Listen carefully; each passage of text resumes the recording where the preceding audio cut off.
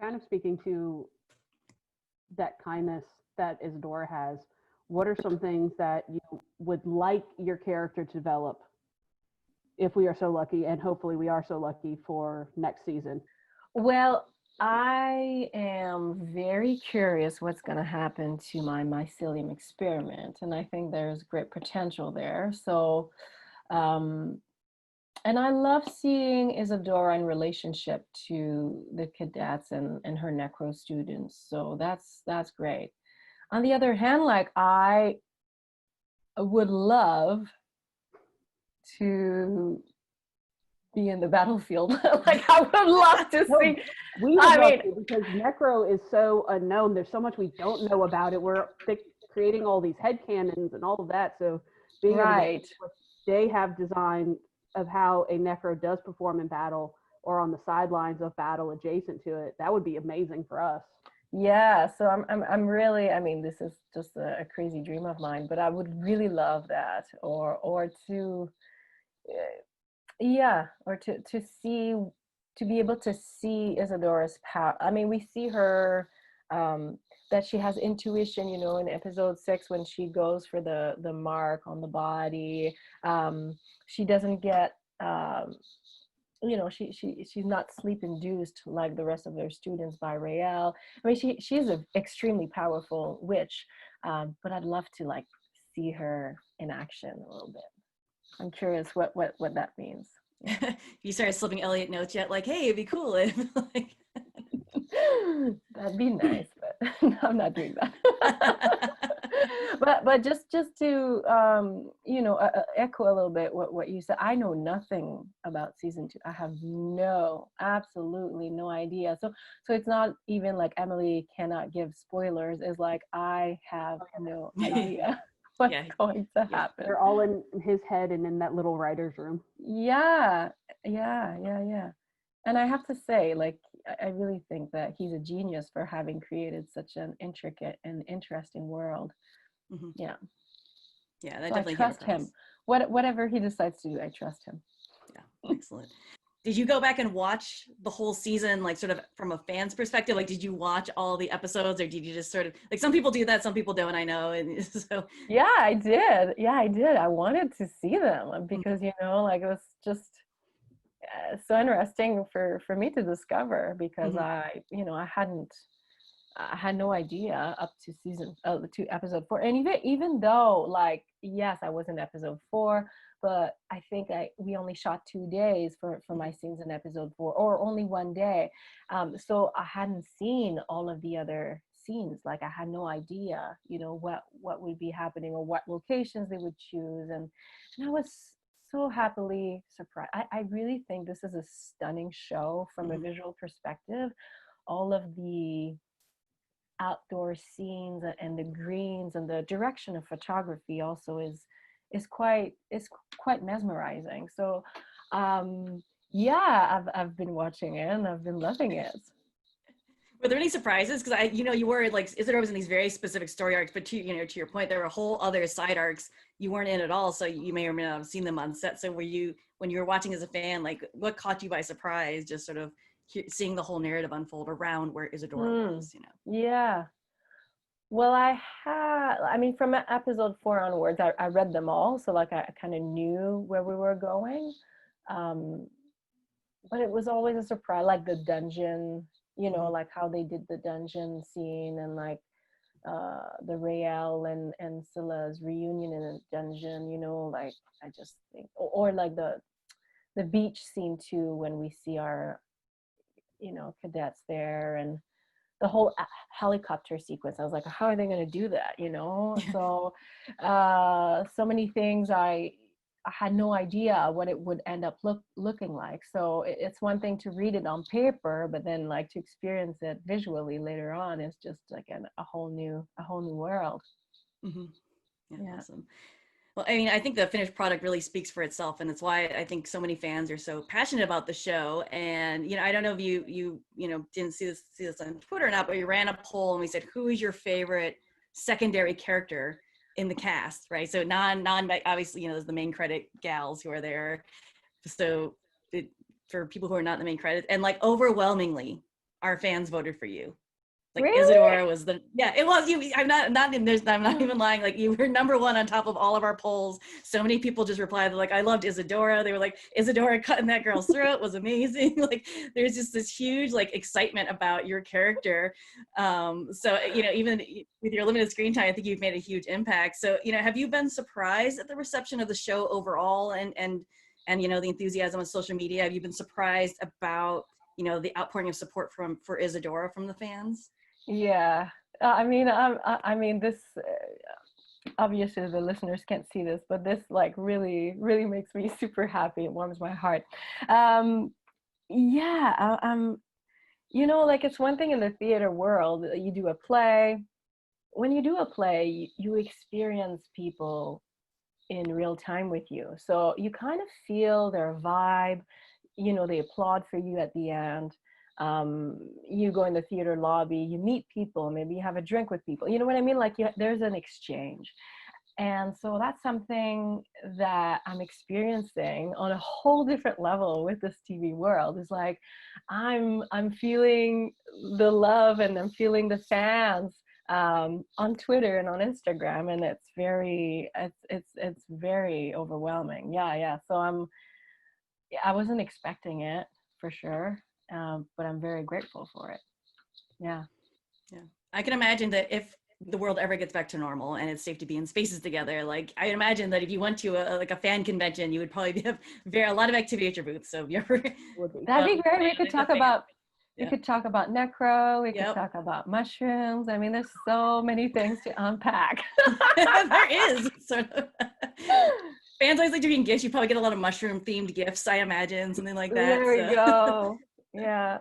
Well, it's a whole world, this mycelium. And I think there's obviously a lot of, I'm just like continuing to expand on that, but it's just a whole like Wicca and paganism and mycelium research and necro, like they're all big subjects that obviously I've started to study, but I just feel like I need years to like continue expanding on these subjects. So yeah.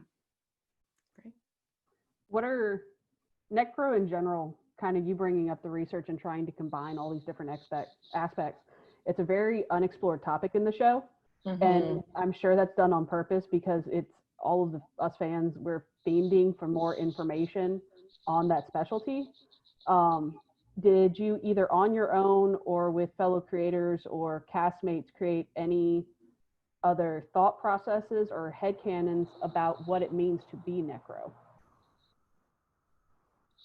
I think what it means to be Necro is being fascinated by the cycle of life. I think death and life is in the cycle, but what it means like on an everyday, like in this everyday world, I'm not sure actually. Yeah, I think I'm still discovering what that means. There's the resurrection aspect of bodies, which I think there's the being able to perhaps communicate with ancestors and ghosts of the people who have passed. But beyond that, I am not sure. Yeah, sorry. That's a boring answer, but yeah, that's okay. Yeah. It's more to explore. I'm curious, what is one random fact you learned in your research about mycelium? Because that's a weird topic, right? You're probably like doing all your research. Like, tell us about mycelium. I gotta know. Well, there's a very interesting person, and I feel like maybe, I don't know if Elliot was ever aware of him, but anyways, his name is Paul Stamets, and he has this like TED talk on YouTube that is like the 6 ways mycelium will save the earth. And mycelium is super interesting because it can hold water. It can be an antibiotic. It can absorb radiation. Like he did an experiment where mycelium like absorbed oil, and then from there like beautiful mushroom emerged. And then after the decomposition process of the mushrooms was gone, like life started re-emerging. So mycelium is extremely powerful. In a 1 cubic inch of soil, you can have all the way till 8,000 cells of my sorry, what was 8,000 miles, 8,000 miles of mycelium in 1 cubic. So I think that's what it is. Anyways, so it's just a very powerful organism, and it's also the way that it feeds plants, it feeds trees, and that's how they communicate. That's how through their roots the trees can communicate. We call it like Mother Earth's internet, mycelium. So mycelium is kind of a biological internet. So there's so much great potential. And I'm also interested by the fact that Elliot in one of his After the Storm said that, you know, that Fort Salem is sitting or is close to a mycelium which exists in real life. Like in Oregon, there's like a 2,000, anyways, there's a large patch of mycelium organism. And I just think that's very exciting because, you know, because mycelium is life. And I think there's a direct connection between being a necro and wanting to investigate life and death. So I just feel like this is part of the whole cycle. Yeah. Did I answer the question? Yes, that's an amazing. You surpassed that. Okay. That's an incredible fact. I'm like, oh, now I want to go to Oregon and see this mycelium patch. Yeah, no, you watch the YouTube video of Paul Stamets, who talks about the 6 ways that mycelium could save the earth, which is fantastic. I mean, it's just, yeah, I just think that's great. And in this alternate Motherland universe, who knows, maybe mycelium will save the earth, you know? It could. It's my working theory that it saved at least Rael and Abigail at the end, Exactly. like that explosion of like whatever that was. I assume that was the mycelium network doing its thing. So I was like, ooh. I'm crossing my fingers for this. Yeah. Yes, yeah, absolutely. Yeah. Incredible. All right, cool. Well, our fans were super excited. Like I said, you're a favorite with us, and so a lot of folks sent in their questions. So we're going to read off some questions now from the fans. All right. Okay. So our first one comes from @Majestane, also known as Rayla Wrights. That's what she calls herself right now. And she said, I'd be curious to know who she hopes Izadora gets to share more or new scenes with.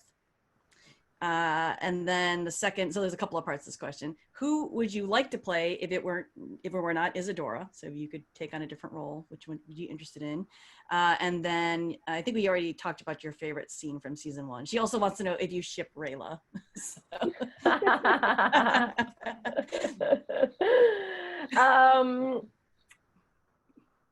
Yeah, it's like we get introduced to Izadora as a Necro teacher, and yeah, I don't really have any one-on-one scenes with Scylla, so yeah, I don't know. I think that's something that I would like to explore. You know, what was their relationship?